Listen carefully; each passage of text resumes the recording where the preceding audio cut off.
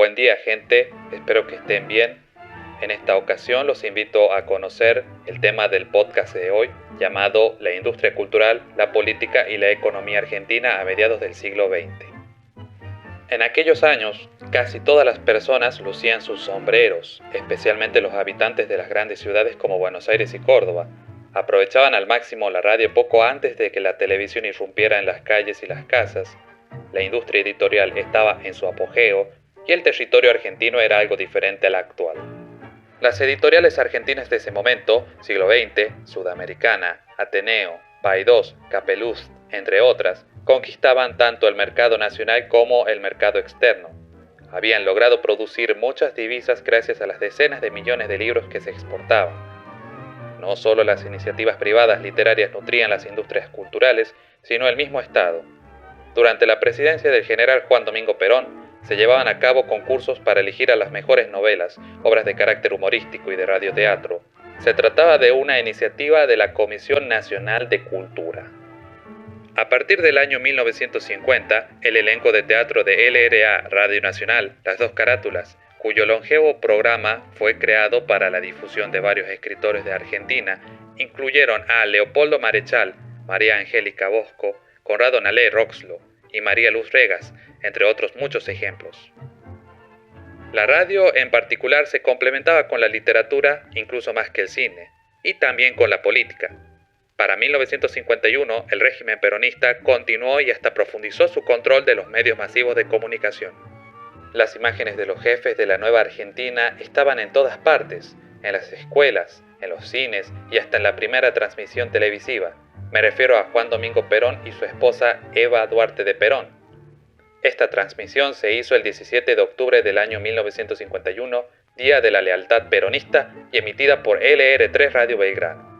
Al régimen no le bastaba solo con clausurar periódicos opositores como El Intransigente de Salta, como lo había hecho 2 años atrás, sino expropiar diarios como La Prensa para convertirlos en voceros oficialistas.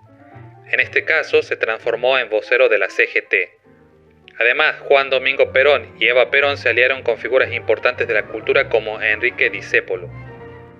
Su segmento en la radio era ¿A mí me la vas a contar?, el cual construía o reproducía parte del discurso oficial, lleno de estereotipos como el personaje de Mordisquito, un gorila, un antiperonista porteño.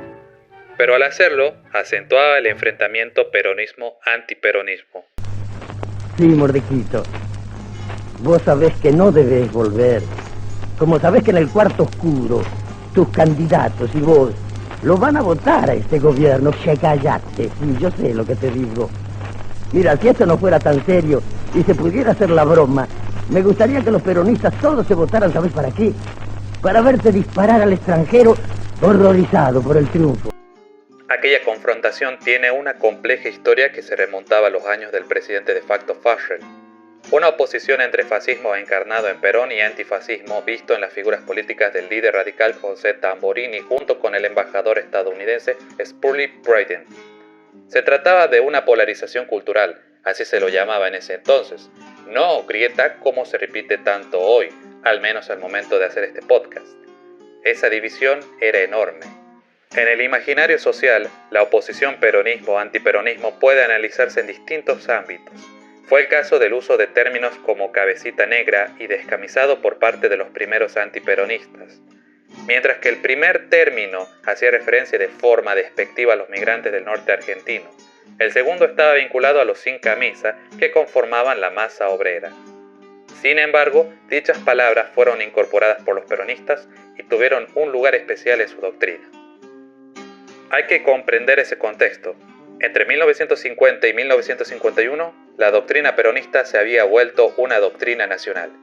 Según los peronistas más fanáticos, cualquiera que atentara contra ella estaba en contra de la patria. El régimen encarceló a intelectuales, artistas y candidatos políticos opositores como Ernesto Mario Bravo, Atahualpa Yupanqui, Félix Luna y Ricardo Balbín.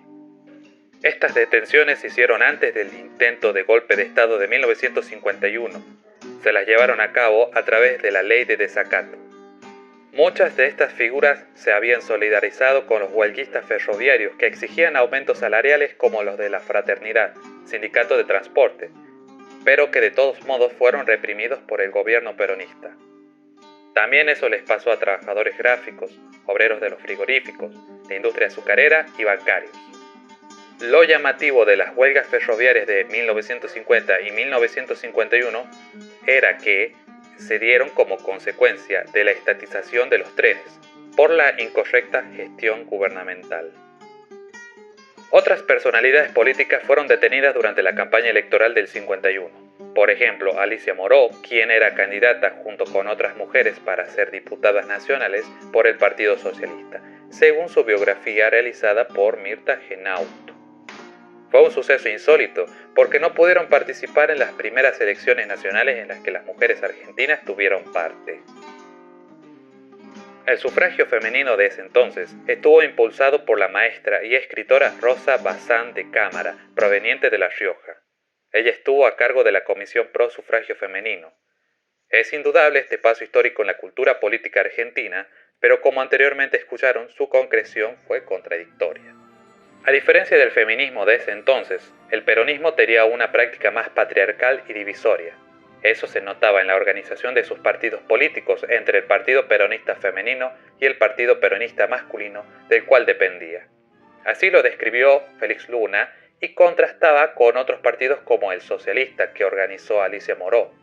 Pero mejor dejo que Evita se los diga. Seremos implacables y fanáticas. No pediremos ni capacidad ni inteligencia. Aquí nadie es dueño de la verdad, nada más que Perón, y antes de apoyar a un candidato, cualquiera sea su jerarquía, le exigiremos en blanco un cheque de lealtad a Perón, que llenaremos con su exterminio cuando no sea lo suficiente hombre como para cumplir. Tras el intento subversivo del general Benjamín Menéndez, el 28 de septiembre del 51, Perón estableció el estado de guerra interna, similar a un estado de sitio. En todo caso, la fórmula Perón-Quijano nuevamente obtuvo la victoria un mes y medio después. Cabe mencionar que a pesar de que Eva Perón iba a ser candidata a la vicepresidencia, ella había renunciado por su enfermedad y por la presión de los peronistas más ortodoxos provenientes del sindicalismo. Si bien los sindicalistas tenían una imagen de justicieros sociales, lo cierto era que concentraron mucha riqueza y poder. En realidad, la política económica de Perón de redistribución de ingresos solo los benefició a ellos y a los empresarios industriales. Aquella distribución estaba fundamentada en la historia económica, política y social de la Argentina, libro de Mario Rapoport.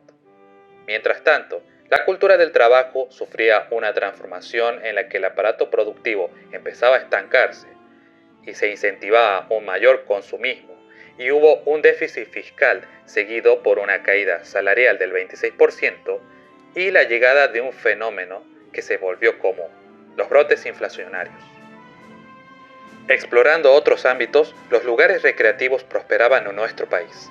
El más innovador se inauguró el 26 de noviembre de 1951 en Gonet, La Plata, provincia de Buenos Aires, y se le llamaba la República de los Niños. Fue y sigue siendo el primer parque temático de América. Creado con el fin de educar a los niños mediante el esparcimiento creativo, las 53 hectáreas fueron bien aprovechadas, porque se reprodujo un conglomerado urbano y rural en escala acorde a infantes de alrededor de 10 años. Se trataba de un espacio que probablemente inspiró a Walt Disney para crear su famoso parque temático. Por otro lado, el turismo de masa se dio en medio de renovados centros de esparcimiento. Fueron los casos de las estaciones termales de Salta, Mendoza y en el lago Nahuel Huapi, provincias de Neuquén y Río Negro. A pesar de esta política de bienestar social que tendía a un supuesto objetivo federal, las provincias sufrieron sucesivas intervenciones. En el noroeste argentino, Catamarca había tenido 3 intervenciones y fue la más afectada en palabras del historiador Armando Bazán. Allí el interventor Félix Nazar había ordenado la detención de Vicente Sadi, ex gobernador de Catamarca. Él fue uno de los primeros presos políticos provenientes del Partido Peronista. Esa región padeció alrededor de 7 intervenciones. Además, algunos sindicatos norteños fueron intervenidos como la Federación Obrera Tucumana de la Industria del Azúcar, vieja base del Partido Laborista, ahora PJ, en Tucumán. Eso ocurrió durante los gobiernos provinciales de Carlos Domínguez, Pedro Riera y Luis Cruz. Los territorios de Chaco y La Pampa se volvieron oficialmente provincias, pero fueron nombradas Presidente Perón y Eva Perón, respectivamente. Se lo hizo por ley número 14.037 en el 51. En 1952, la muerte de Eva Perón comenzó a debilitar los vínculos entre el régimen y los sectores más necesitados. Asimismo, las internas en el peronismo se profundizaron aún más. Esta vez, la oposición no generó tanto conflicto como los mismos compañeros justicialistas, al menos en este año. La liberación de Sadi, Balbini y Alicia Moró por medio de indultos presidenciales no tuvo el efecto positivo esperado por el general. Además, terminó deteniendo otras personas como los candidatos socialistas el 11 de noviembre de ese año en el que se llevaron a cabo elecciones.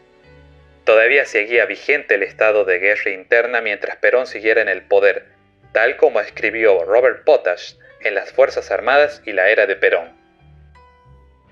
Respecto a cuestiones político-económicas, la Confederación Argentina de la Producción, la Industria y el Comercio, representante del norte argentino, y la bonaerense Confederación Económica Argentina conformaron el ente empresarial, por sus siglas llamado CGE, en diciembre del 52. Allí Perón tuvo una decisiva participación para articular los intereses de la Confederación General Económica. A partir de abril de 1953, tras un atentado en Plaza de Mayo, ciudad de Buenos Aires, la confrontación peronismo y antiperonismo se volvió más encarnizada. En consecuencia, militantes del régimen quemaron el Jockey Club de la calle Florida, símbolo de la clase alta, y locales partidarios tanto de la UCR como la Casa del Pueblo del Partido Socialista. Nuevas figuras importantes del mundo de intelectual fueron detenidas, como Alfredo Palacios y Victoria Ocampo. De este modo se iniciaba el clímax de esta polarización cultural. Y aquí finalizamos esta emisión. Los invito a suscribirse y ver mis videos. Hasta la próxima.